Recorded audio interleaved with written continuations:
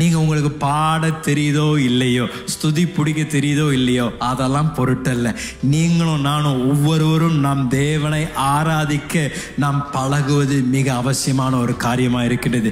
ஆராதனை என்பது ஏதோ நம்முடைய மனசுல சிந்திக்கின்ற சிந்தனைகள் ஆராதனை இல்லைங்க.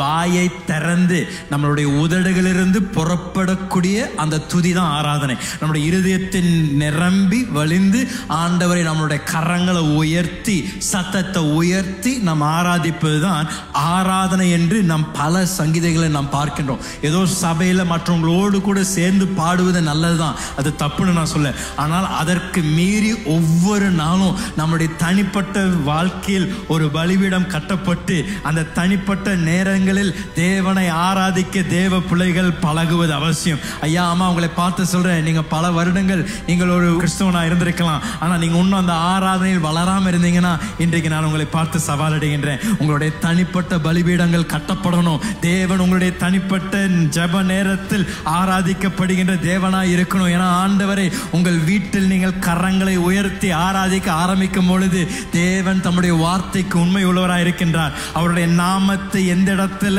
நாம் உயர்த்துகின்றோமோ, அவருடைய நாமத்தில் எந்த இடத்துல கூடுகின்றோமோ அங்கே வந்து தம்முடைய பிரசனத்தை பிரஸ்தாபப்படுத்துகிறேன் என்று சொன்ன தெய்வம் நீங்கள் உங்கள் வீட்டில் கரங்களை உயர்த்தி ஆராதிக்கும் பொழுது உங்கள் வீடுகள் தேவ பிரசனங்களால் நிரப்பப்படும். தேவனுடைய பிரசனம் உங்களுடைய தெருவில் உலாவ ஆரம்பிக்கும். தேவன் உங்கள் வீட்டில் இறங்கி ஒவ்வொருவரோடும் சந்திக்கின்ற தேவனாய் இருக்கின்றார். ஒவ்வொரு தேவ பிள்ளையும் தேவனை ஆராதிக்க கற்றுக்கொள்வது அவசியம். ஒரு நிமிடம் என்னோடு கூட கரங்களை உயர்த்தி இன்று காலையில நம்மளுடைய ஆராதனைக்கு பாத்திரமா இருக்கின்ற நம்மளுடைய பரலோக தேவனை பார்த்து உங்களுடைய சொந்த வார்த்தைகளை வைத்து ஒரு நிமிடம் அவரை விவரிங்களே. ஆண்டவர் பார்த்து சொல்லுங்க, ஆண்டவரே நீர் எவ்வளவு உண்மையுள்ளராய் இருக்கின்றீர். சந்ததி சந்ததியாக எங்களை நடத்தின தேவன், எங்களை மின்மட்டும் நடத்தின எபினேசரே, உமக்கு நாங்கள் நன்றிகளை செலுத்துகின்றோம். எங்களுக்கு சரீரத்தில் பலத்தையும் ஆரோக்கியத்தை தந்தீங்களே, உம்மை நாங்கள் துதிக்கின்ற ஆண்டவரே.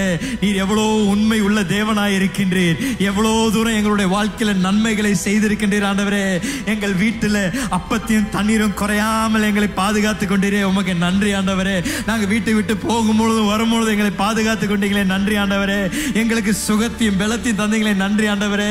இந்த பூமியில எங்களுடைய ஆராதனைக்கு பாத்திரர் வேற யாரும் இல்லை, எங்களுடைய தேவன் ஒருவரே. அவருக்கு மகிமை உண்டாவதாக, அவருக்கு துதி உண்டாவதாக, அவருக்கு கனம் உண்டாவதாக. ஆண்டவரே எங்களுடைய வாழ்க்கையில மைய இடத்தை நீர் எடுத்துக் கொள்வீராக. உம்மை நாங்கள் உயர்த்துகின்றோம், உம்முடைய நாமத்திற்கு நாங்கள் மகிமையை செலுத்துகின்றோம். நீர் நல்லவர், அற்புதங்கள் செய்கின்ற தேவன், மாறாத தேவனாய் இருக்கின்றபடியால எங்களுடைய துதி எங்களுடைய ஆராதனை உமக்கு நாங்கள் செலுத்துகின்றோம் ஆண்டவர்.